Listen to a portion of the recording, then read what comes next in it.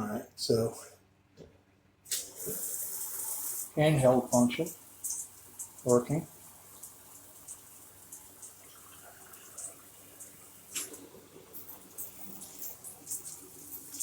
Off turns on the shower, main shower.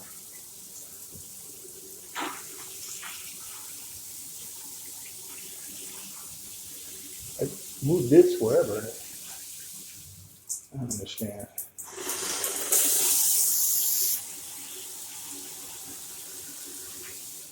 So we can move it handheld, shower. Yeah, I can adjust this anyway, but immediately to the handheld, one turn clockwise should be off.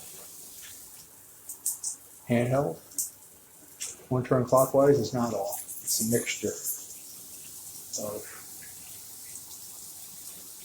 and it's plumbed correctly. It's all plumbed correctly.